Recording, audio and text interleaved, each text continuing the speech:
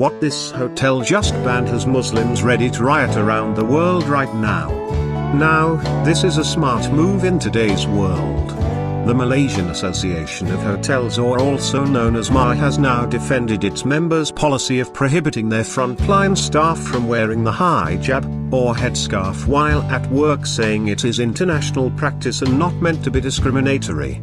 A spokesperson for the hotels, Chi Swee Hee, said the hotels, especially the international hotels in Malaysia, which has a huge Muslim population, followed a standard operating procedure and policy on the matter, and that it shouldn't be called discrimination because these hotel companies have international policies to follow. He later added that it's not about Islamophobia because the practice of not letting women wear headscarves has been done from the beginning. But of course, the left is going crazy over this policy. Via FMT News, I regret that Muslim women in Malaysia still face religious discrimination when it comes to the wearing of the hijab, which is a religious requirement that many of them adhere to.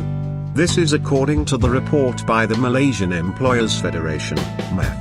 MEF Executive Director Shamsuddin Barden said he had received complaints from hotel employees regarding the banning of headscarves or hijab at the workplace.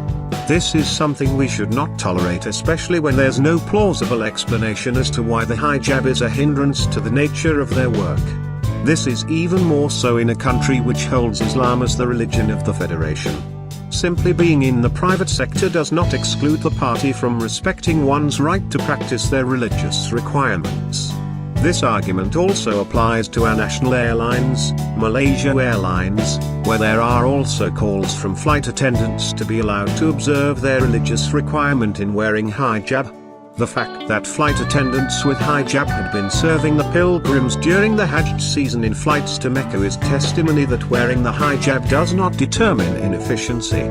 With regard to hospitality industries, it is not easy for these women to actually lodge reports, especially when allowances, salaries and placement for internship are involved. If these are students, we know that internship is part of the requirement in their last semester before they can graduate. Our Muslim students are trapped in a systematic discriminatory process along the line.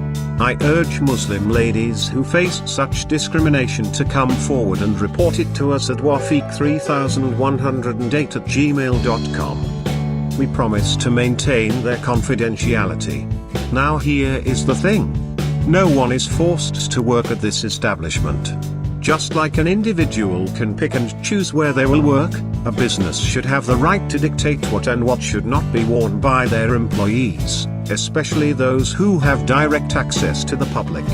I am sure this rule must have been in the contract every employee needs to sign in order to get employment from this company. The Malaysian Insight reports, WAFIQ President Associate Professor Dr. Afida Hana Mokhtar said the NGO has received 4 direct complaints while her personal Facebook page has received dozens of grouses. Since we have many universities producing graduates in hospitality and tourism, it's kind of a setback to have international hotels having such standards. It's discriminatory against our citizens in terms of employment and training. I'll have to work with the respective ministries, such as higher education and tourism, on this matter, she told the Malaysian Insight in a WhatsApp message. Subcribe, a hotel banquet manager in Kuala Lumpur, said the hijab policy had been in place for at least 10 years.